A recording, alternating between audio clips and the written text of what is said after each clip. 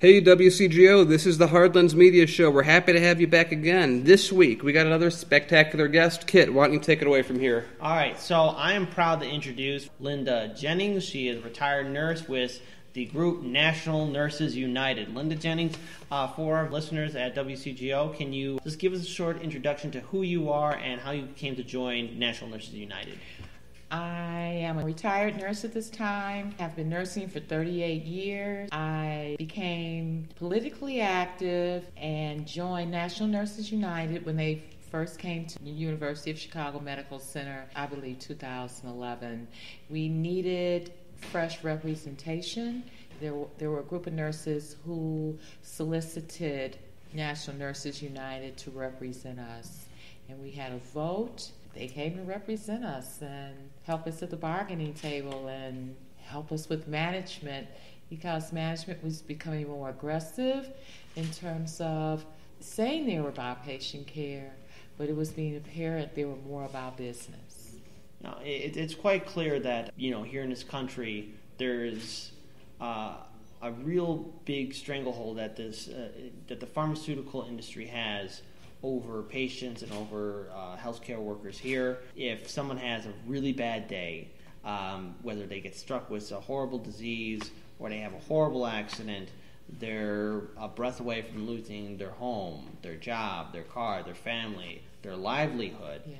And it seems that these insurance companies just have the seat at the table, and what they say always goes. So essentially, what is the impact of these large insurance companies and their impact on healthcare workers from providing decent quality patient care? Insurance companies and pharmaceutical companies, they have the power to determine the meds that you receive.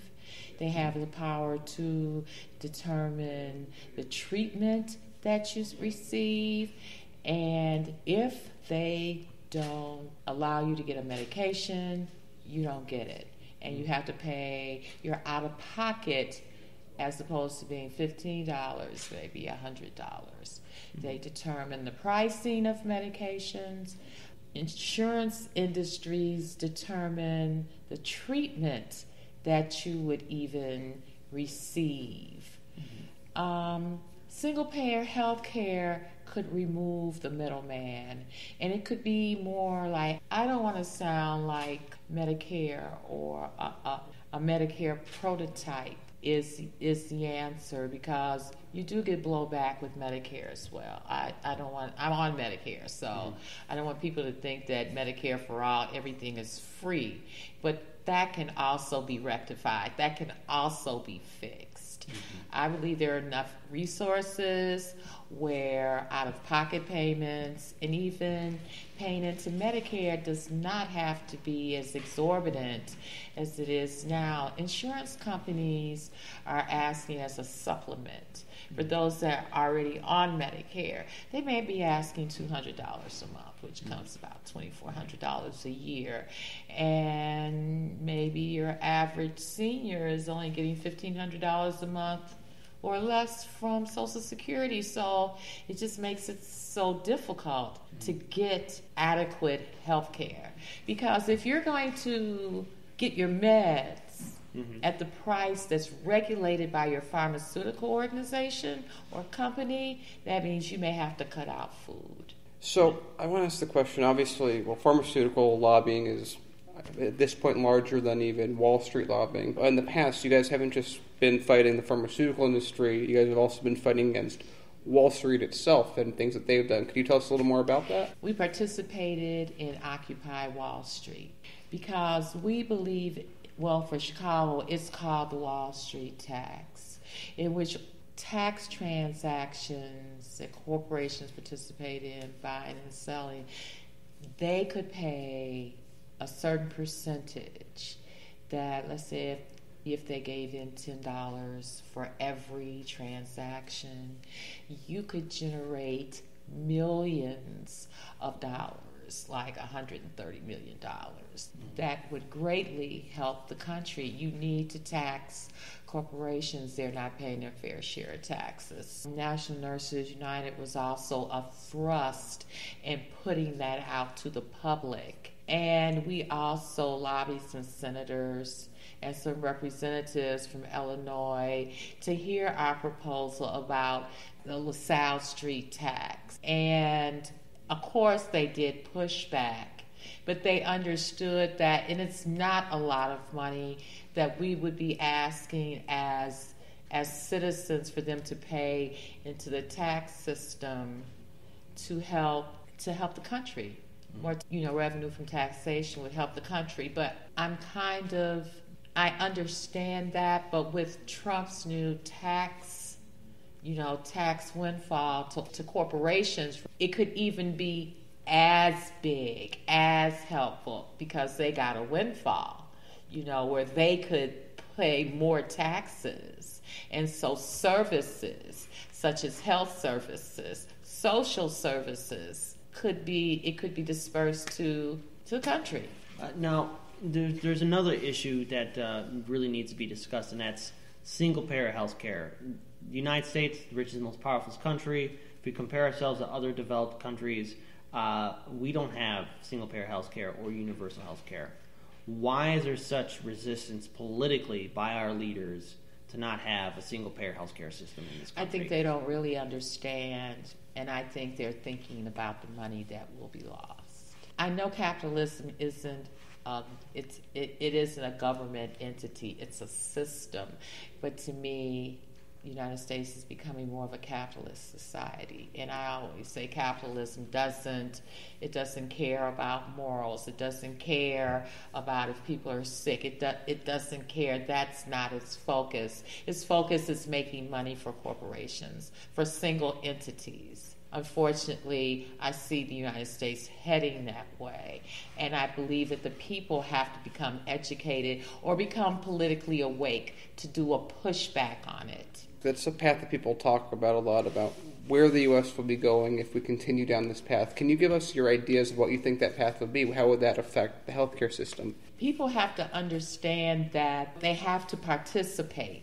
United States citizens just can't sit back and just let things be. They have to participate. They have to become educated on what the issue is, to push back on their elected officials, and I mean push back hard, as you saw with what are they? Indivisible? Indivisible, Our Revolution. Our Revolution. They push hard. Mm-hmm. And I think you have to let your elected officials know that this is what we want as a constituency in terms of health care. This is what we want. And if it's not delivered, you're out. It's not as simple, but you have to participate.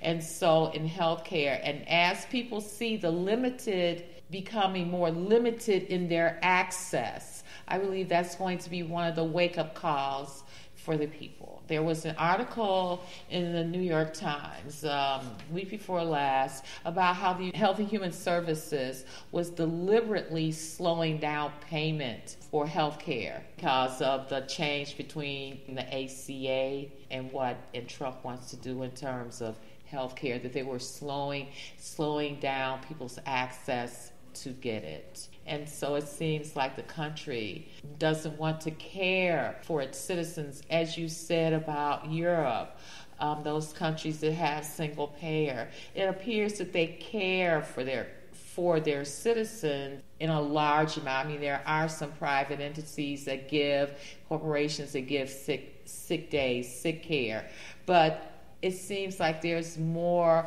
of a solid effort to give in Europe what the people need in terms of it to be thriving, a thriving type of country, a thriving economy where the government really cares for their citizens. It seems like in the United States we're losing that. Now, it's quite clear that a lot of people who are listening to this right now are going to want to learn more about National Nurses United. Where can they learn more about your organization and find you guys online? You can Google us, of course, and we're also on social media. We are on Facebook. We are on Twitter. Facebook also has portals that you can connect to as well, because we also have we're also connected with the nurses in Europe. It's called the Global Nurses Network, and we're connected with them as well. And we also do, of course, disaster relief under RN to RN, and that's also on the Facebook page. We also have a magazine that comes out monthly that lets our nurses and non-nurses know what we're doing in each state and what the issues are that month and ongoing. All right. Well, that's a fantastic note to end it on. Thank you so much, Linda Jennings, for joining. Thank you for having me. Us here on WCGO, the Heartlands Media Show. Daniel, I'll give it to you, man. Well, I have nothing else to say, guys. We'll see you after the break. With today's major investment firms in the news every week for ignoring their customers' interests and receiving golden parachutes, isn't it time to think about investing locally? VFG Group is a family-owned financial and business consulting firm located in Oak Park. Whether managing a portfolio or planning for retirement, there are 3 generations of Ventrescas you can speak to.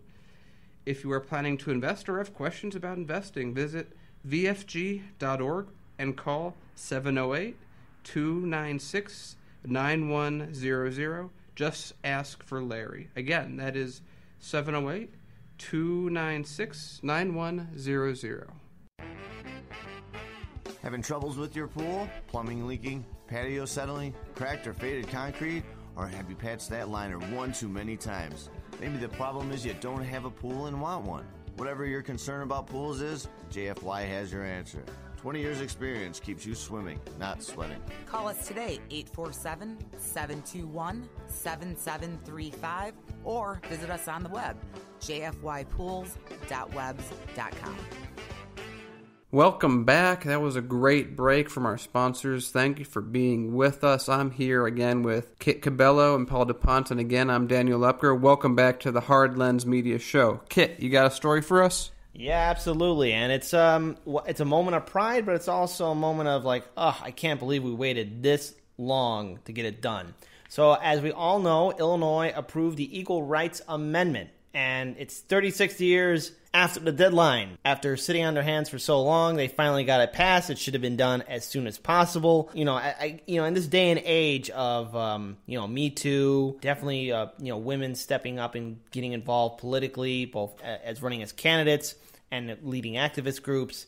It's finally done here in Illinois, and so the Illinois House voted for this Equal Rights Amendment on Wednesday night, and it's more than 45 years after it was approved by Congress, putting it one state away from a possible enshrinement in the United States Constitution amid all these legal questions. And it was a 72-45 vote by the House, following an April vote by the Senate. It was just one more vote than needed for ratification. It does not need approval from the Republican Governor Bruce Rauner of our state, who has said that he supports the equal rights, but was faulted by Democrats for not taking position on the ERA. So I have to say, here in the state of Illinois, for a long time, we've really played politics with issues that are really important to a lot of people, and mostly women for a long time have been ignored politically and socially here in the United States for a very long time. And it's about time now that it's finally gotten done. But there were some people who were against it. Some of them did come from the Republican side, where they're saying that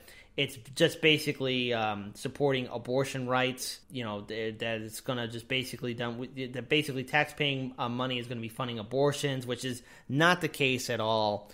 I think a lot of these people who are against, especially in the House, who are against the Equal Rights Amendment, just want to consolidate their power. And I think there's a lot of people who are afraid of women and the potential that they can bring in regards to political reform and change.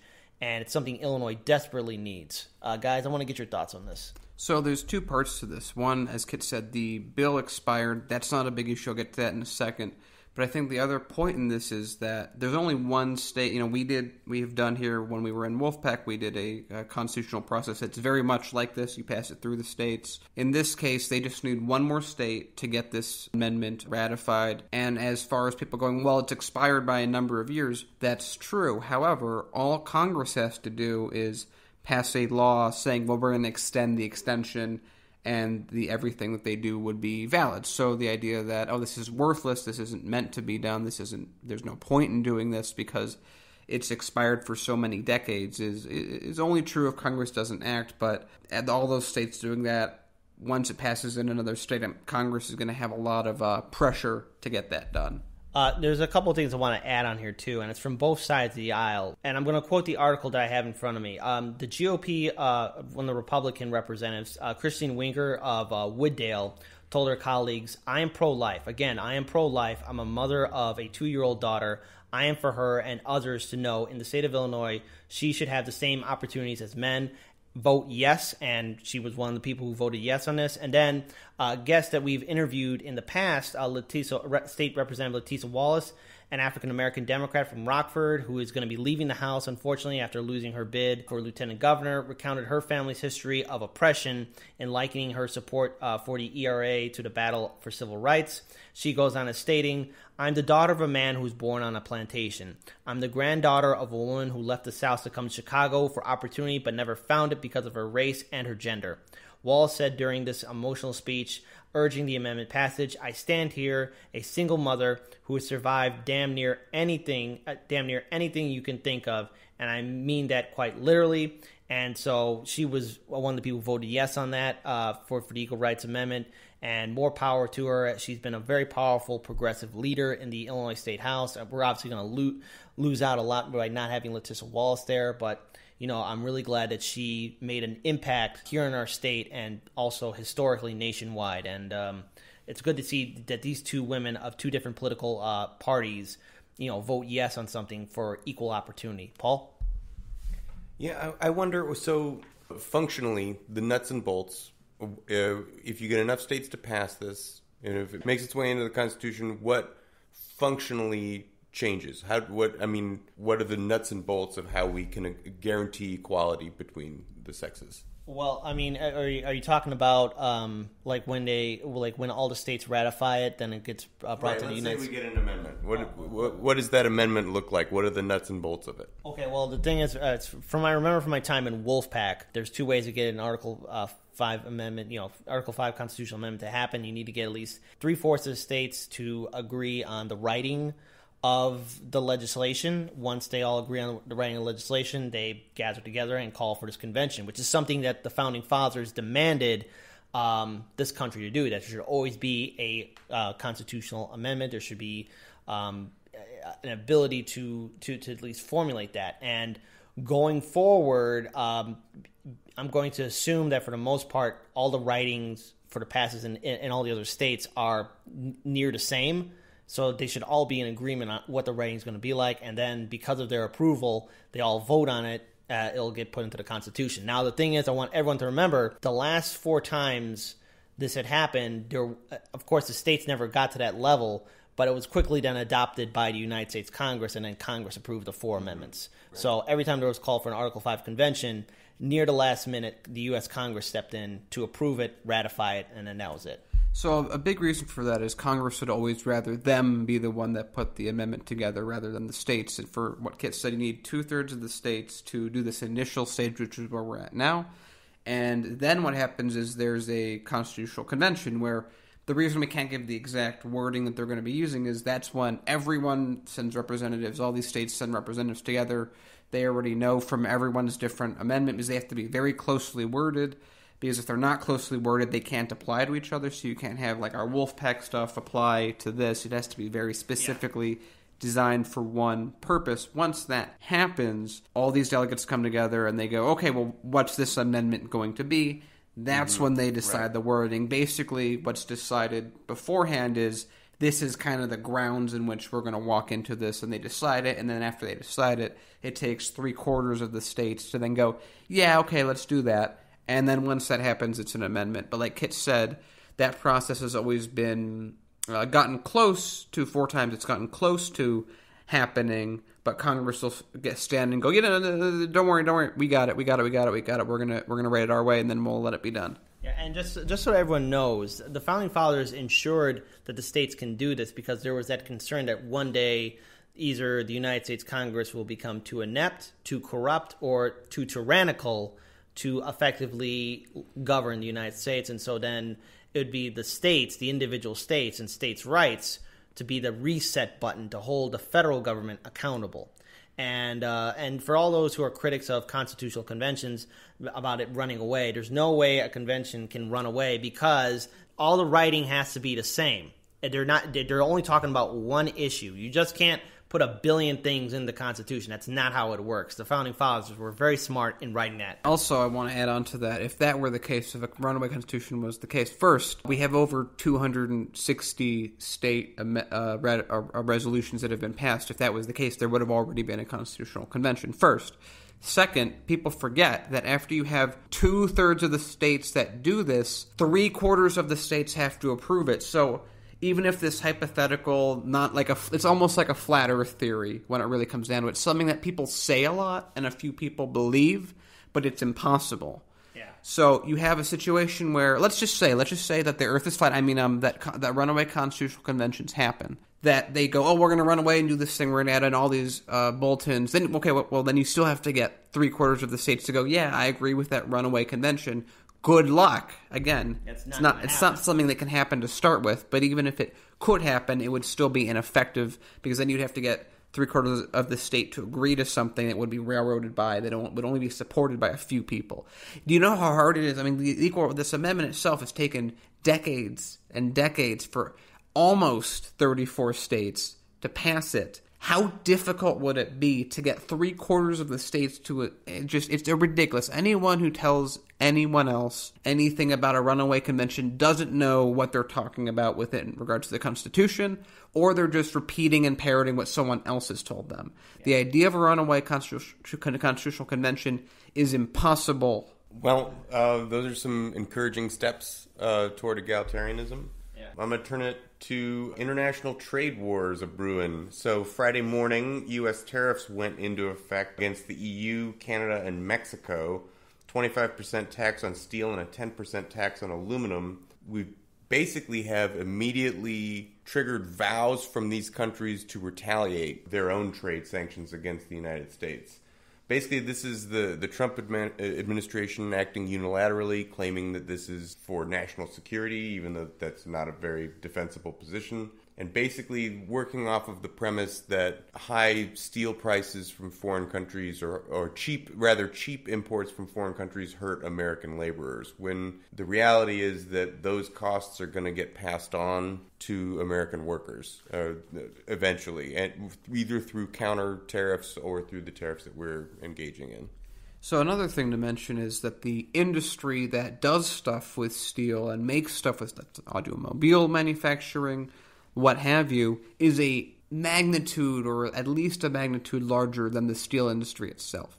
The steel industry itself, who benefits, well, let's go back and say who benefits from these tariffs being enacted. Well, yeah, the steel companies, that's American jobs. Maybe you'll get a few steel mills that'll open up extra production, but you're going to cause a ripple effect where that increased cost is going to be passed along to the manufacturing base, which, again, is far larger than the steel production base, along with aluminum as well. So all that does is it causes everyone else to see, maybe they'll get more people, but then everyone else's prices will go up by maybe like 10% or something like that.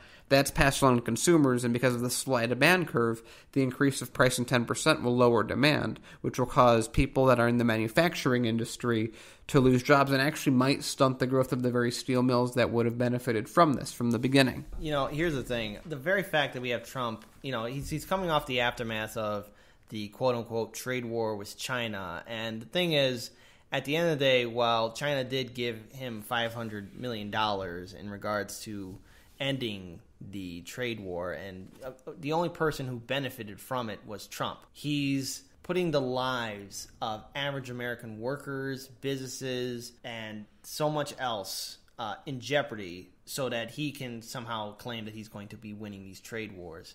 At the end of the day, if something goes wrong, or if the EU or Canada chooses to really not only to push back against Trump but continue a trade war, I look at thinking about the long-term effect it's going to do to our economy and how many people will lose their jobs, lose their home, lose their livelihoods due to Trump's ego or his commitment to having these trade wars, it seems in the long run we might lose this fight. So a little bit more on that. So as an example with the trade war with China, as soon as Trump did the same thing with China, which has now ended since China was like, hey, here's $500 million for this thing that you're trying to do in Indonesia. And then Trump's like, oh, that's fantastic. I don't need to do this trade war anymore. So what happened was China takes, as an example, gets a lot of soybeans from the U.S. Just like the U.S., they use a lot of soy. Soy farmers in the U.S. are very happy with that arrangement because it raises the price of their soy. And it's, if you understand a lot about farming, you can have some years where a farmer can lose a couple $100,000 because prices are a few cents per hectare too low. So as soon as that happened previously, China was like, well, we're going to cancel all of our soy imports and we're going to get them from Russia. And so then what happens, you have all these farmers in the U.S. It's very easy to hit the U.S. with exports because the U.S. exports a huge amount as well as it imports an amount. So China can just shift over where they get that from. I mean, they're a little bit hurt in the same way those farmers were with their steel production, but they're organized a little differently since it's so much state control that they can, in a lot of ways, shrug it off and pass it along or sell to other places. Whereas, but they're also targeting China the way they did it. They targeted the Republican representation, so they would ban imports of cheese so that the Republicans there would be hit. So it's very easy for them to do that in a way that actually doesn't apply to China because the way their government's set up. So, but now we're in a situation where our allies are threatening a trade war against us because we've committed one against them.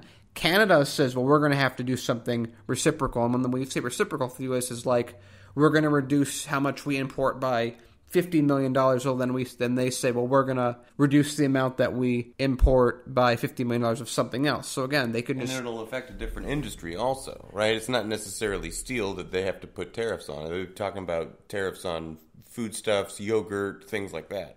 Yeah, so think if you're a foreign country and you see, okay, well, the Republican controlled the U.S. government is attacking us with tariffs, how do we get back at them? Well, because we're in a democracy and the way we have representation, they just figure out who has a very close race in an area, and they say, okay, well, that area makes this product. This product is owned by this company. This company gives a lot of money to this congressman. So if we block any import of that product, that company will get mad at that congressman, and that congressman will then push for the tariffs to be dissolved, returning things to normal. And on the opposite side of that as well, you even see Republican opposition to these tariffs that we're putting in, the Trump administration is putting in, because it affects their donors. Orrin Hatch came out just a few days ago to publicly, oppose these tariffs because it's not just his constituents, but his donors that are the ones that are going to financially be hurt. So this isn't kind of a ham-fisted way. I know that's the term that I always use to describe the Trump administration because it seems like everything they do is just so loud and so brash. It's very hit it over the head with a sledgehammer type diplomacy. In many ways, Trump instigating this trade war is going to affect us in the long run, especially when the next presidents come into line. Because think about the damage that we're going to have to do to repair diplomatic relations with Canada or the entire European Union and Great Britain itself, because for a long time we've been allies with these countries, and Mexico. Yeah, and the thing is that when we look at this and how Trump is handling these countries and calling for this trade war to happen, the one side I look at this in regards to why Trump is still doing this, why he's implementing this trade war, is because perhaps a lot of these countries were also against his military actions or wanted to continue military actions against Iran, and us backing out of that nuclear arms deal with Iran. A lot of these European countries are still acknowledging the fact that yes, Iran will still keep our nuclear arms deal with you if you continue to follow by the protocols of the treaty. So this could be Trump just telling our allies, it's going to be my way or nobody's way. Yeah, so let's take that a little bit further. I've been trying to think of a good metaphor, and I can't quite put one together for how just terribly dumb this is. Because to build on what Kit said with the Iran deal, so if you're the EU, and you've made this very difficult deal with Iran a number of years ago that everyone's agreed to. You have this deal that was impossible to put together. It gets done, gets agreed. You have your biggest ally, the U.S., says, yeah, but we don't care about that. We don't care about enforcing the deal. We don't care about enforcing our word. And then a few months later, they go, oh, and we're going to tariff you, and we're going to put quotas on you because we got to protect our industry because of national security reasons. Which is just, when you hear, in a lot of ways, when you hear the U.S. say it's for national security reasons, then they give no other explanation, it's almost something you can bet on, that there's a underlying issue that's actually driving it that has nothing to do with national security. I don't know how someone could argue that doing something that cripples the U.S. is in its security, it's in its best interest.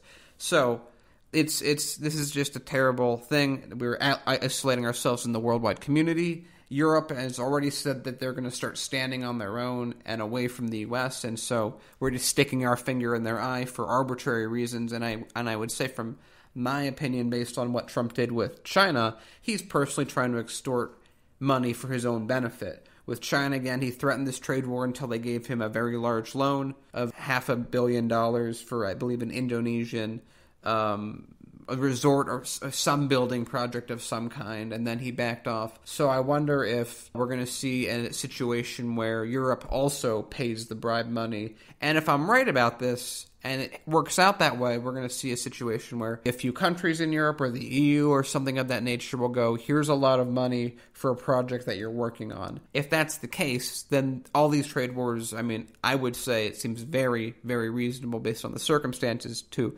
expect that he just did it to line his own pockets. I mean, when I say did it, I mean hurt thousands, if not millions, of American jobs, foreign jobs, diplomatic relations, stability issues, long-term diplomatic choosing where people are going to ally with so he can get a little bit richer. Because remember, he's not that rich. There is a potential to where this trade war could continue on in the EU, Great Britain, or Canada could be like, no, we're not going to give you anything. If you're going to be like this to us, well, we're going to push right back. And hopefully that doesn't happen. But if that does happen, the global market could be heavily impacted by Trump's ego. And it's just something we need to prepare ourselves, because we got to ask ourselves, what is the European Union going to do? What will its member states do? What will Great Britain do? What will Canada do? What will Mexico do? What will our closest allies who've been with us for countless years do? Now the fact that we got the United States instigating a trade war with them. So let's just be prepared for that scenario if people just stand up. Because when you deal with a bully, or people have been dealing with a bully on a courtyard, it's only a matter of time before everyone in that playground gather together and say, enough's enough, let's go stomp on him. He can't take all of us on. Yeah. So I think that a really important part of this is that who is, in the general sense, who's damaged? It's mainly Republicans. And again, I always want to make sure I'm always clear on the differentiation between Republicans in government and Republicans in general. Because if you look at like Silicon Valley, it's considered very liberal. It gives a lot of money to Democrats. They're not. I mean, what's a tariff to a trade company like that? You just go, oh, we're just going to put another business in this other country so we get around it. You can't do that with manufacturing, and manufacturing areas in a lot of instances are Republican based. So he's just opening himself to shoot himself in his own foot, and it's going to be interesting to notice because, like Paul said earlier, you don't really hear Republicans speak out against him, because of how their financial interests are tied. So you can tell when they're actually speaking out against him, he's hurting not only his own base, but the people that control the Republican Party. And so he's making enemies out of everyone. I know there's a lot of people that are diehard Trump supporters, like that woman whose husband was deported, and she's like, well, I guess I have to deal with that because Trump said I did. There aren't that many people that are that extreme. So when they lose their farm, I don't think they're going to be like, well, shucks, I'm glad I voted for Trump anyway. And so now we got to move on to another story that's devastating, and it also has to deal with, how we treat our fellow citizens. I want everyone to remember, Puerto Rico isn't some foreign country or some far-off land. It is a territory of the United States, and the people of Puerto Rico are American citizens.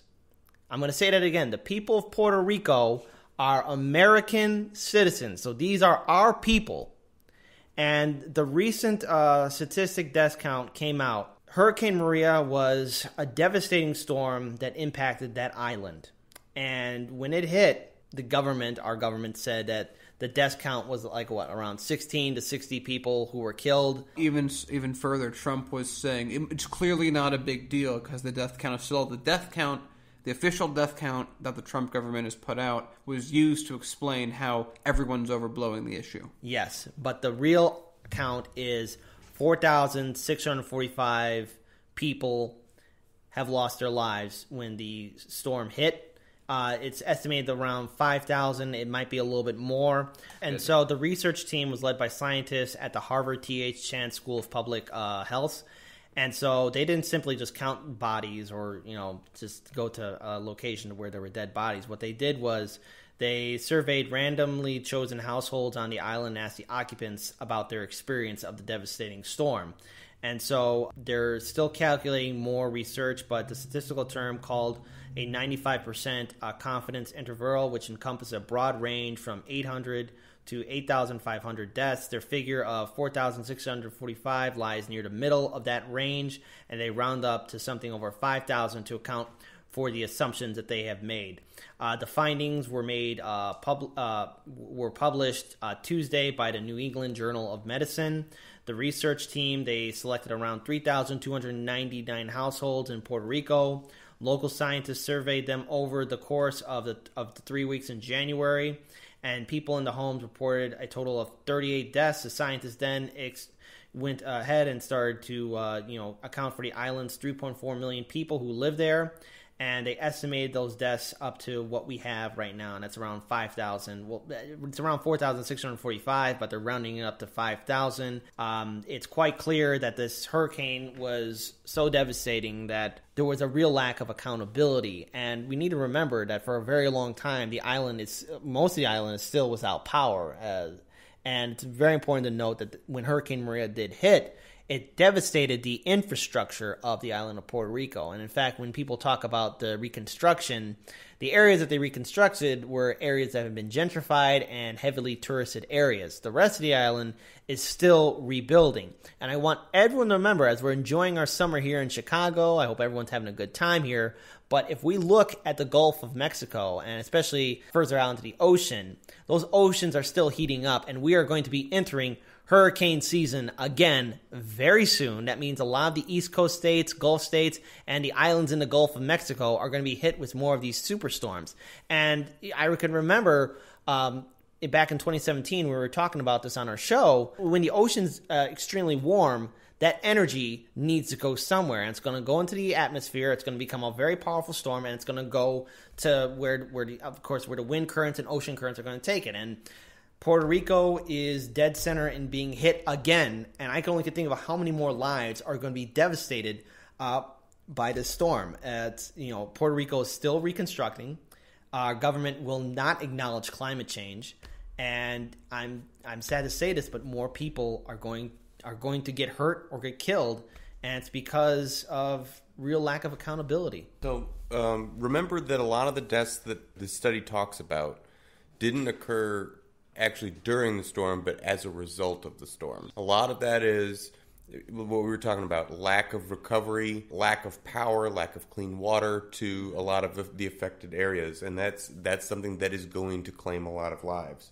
So there is actually another study that's being done. I can't remember exactly which university is working on it, but that study was set to be released within a couple of weeks. The Puerto Rican government is being sued, actually, in the wake of this study, and asking for more information. So the Secretary of Health and the Director of Democratic Registry are being sued by the Institute for Statistics because they still maintain the official government number, which is the official count is 64 people who died as a result of the storm. And the numbers are saying, well, it's closer to 5,000. And this type of public transparency or lack of public transparency and a deflating of the numbers so drastically, it's just a smack in the face to people who for a year now have been dealing with lack of power, lack of water, shelter issues, reconstruction problems and a large death toll on the island as a result of that. So I think another way to look at this is that, well, what's the difference between a medieval city where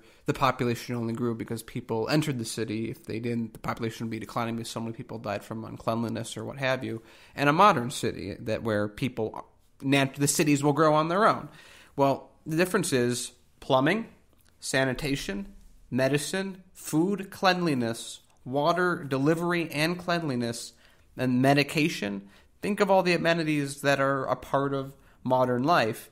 Think of all the people that were in the hospitals in Puerto Rico that lost power, who were on life support when the power went out, or they were in a very, very weakened state when the power went out. Think of all the elderly people. Imagine what would happen in Florida if they lost power and they couldn't get rescued, because, Florida you can move around in. It's not quite Puerto Rico. But let's assume that all the retirement places in Florida lost power for a week and they didn't, or just not even lost power, they all lost air conditioning. You would lose a lot of people that were older, that were susceptible, and maybe not even older people, just people that had weak hearts or what have you that needed air conditioning. Puerto Rico is a very, very hot tropical place. Getting food, when we worked with what's the organization? The Chicago Burrito Resistance. We had them on our show a while ago. And they were actually in Puerto Rico, and they sent us videos that we posted on our Facebook page, some live streams, that they didn't have any power.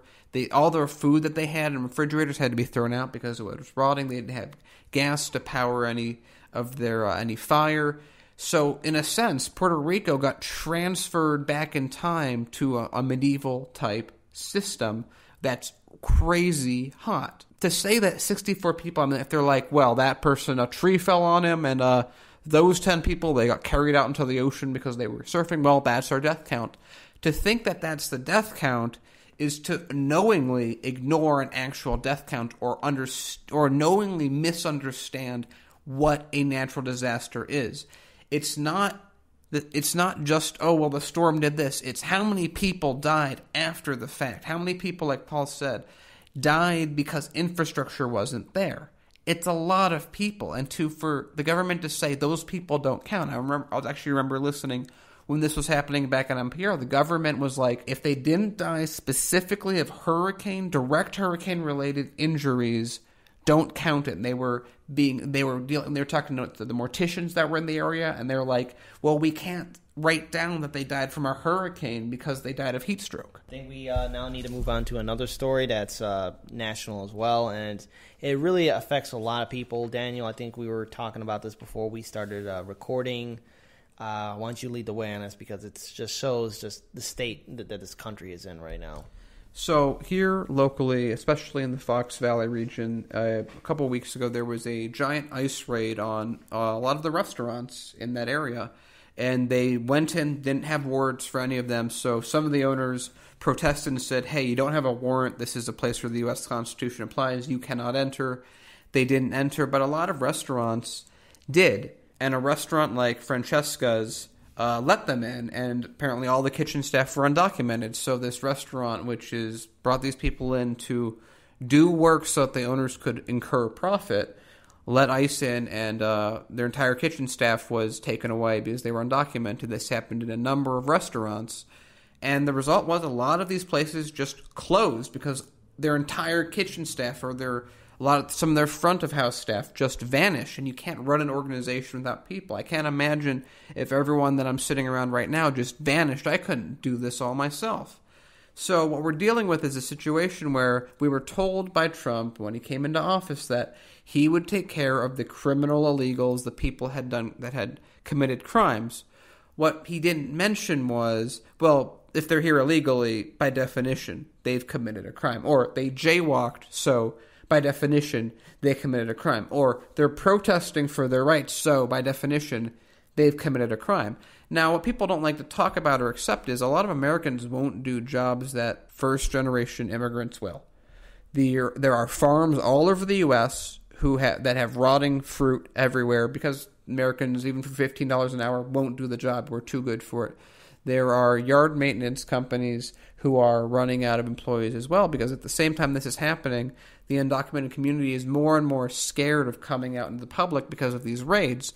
So in a sense, it's a very similar effect to the trade war. It's a trade war. It's a war on labor for jobs that only that group of labor will do. Well, it just goes to show you. First of all, to the restaurants that defended their workers, well done. I mean, thank you for at least acknowledging the fact that ICE needs a warrant to get somebody.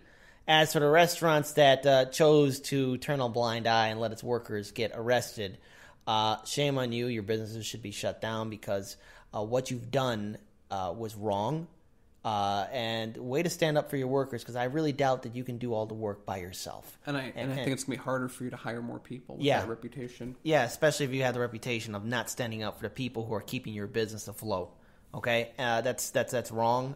Look, there's a lot of things that we have to discuss about in this country in regards to labor and immigration and everything else. But the way the United States is handling this ham-fisted, I'm going to take Paul's word. Right now we're ham-fisting this problem to where we can expect, somewhere down the road that our actions, the policies that this country is going to be taking towards the immigrant community will come back to bite us.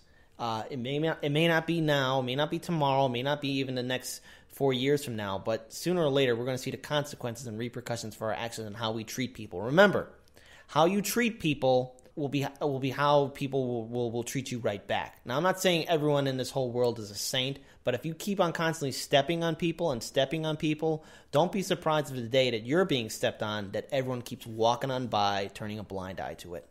I want to also add very quickly that there's two things that are really big points I want to bring out. First, the reason Social Security is going to last not being adequately funded in so many different ways is because of the immigrant population who pay taxes but don't receive the benefits of taxes like citizens do. So when they get a paycheck, they're still paying into Social Security with that check, but they're never going to receive it unless they become a citizen.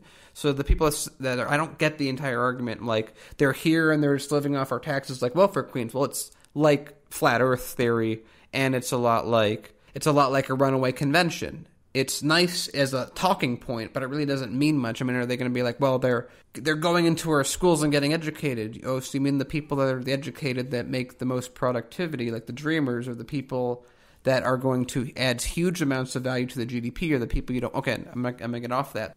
So one of the things I think is interesting to note about this is the flagrancy that ICE has in going after people. Now, they've been doing this since the Trump administration took over. We didn't really hear that much about ICE raids as publicly during the Obama administration, but we know that the Obama administration had the highest number of deported immigrants than any other administration before that. So I wonder if the Trump administration is on track to overtake Obama, or what, or if it's just really being out there and very public and very brash with the way that they're carrying out deportations because it plays to the base.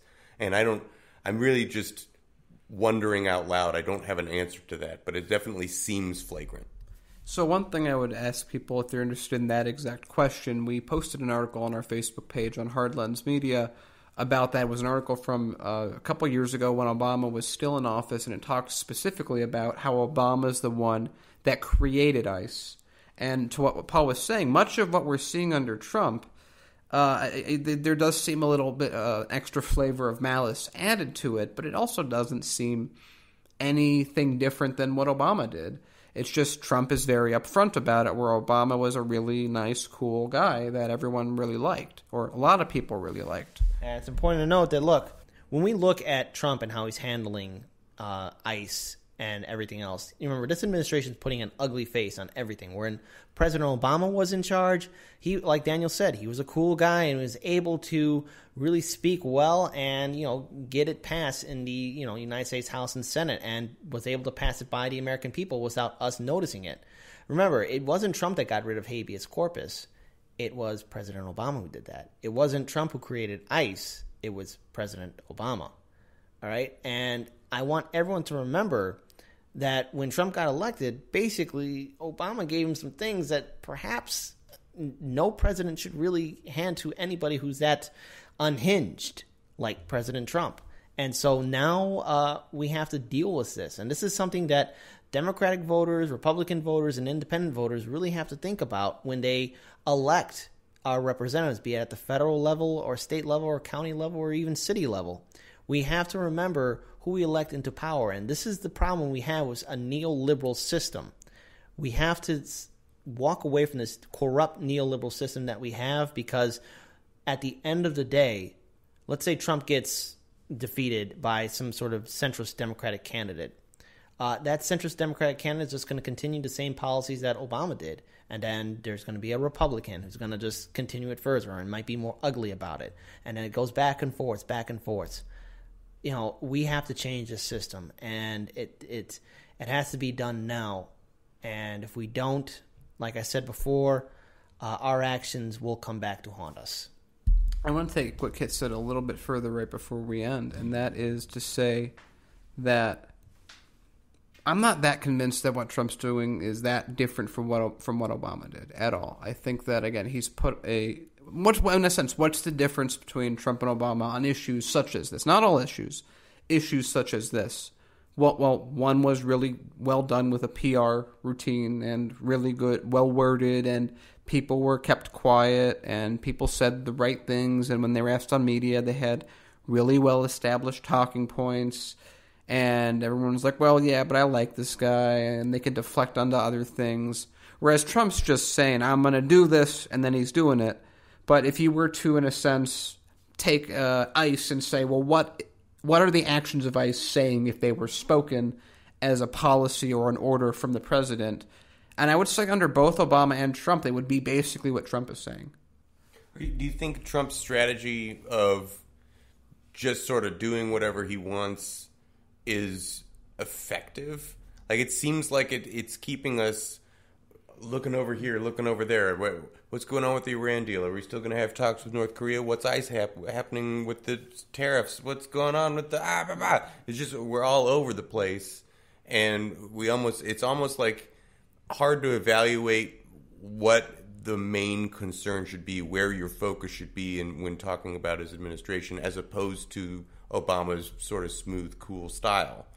I would say that it's two different paths to the same objective. If the objective is, I want to do things that either my donors want or I want, or my constituents or a certain group of constituents want, you can go about it one of two ways. You can either do the old traditional way, which is what Obama did, or you can do this new throw so many things no one knows where to look way, but they effectively lead to the same result, whereas I can still do what I want and people aren't really focusing on it all that much, and the people that aren't that powerful anyway.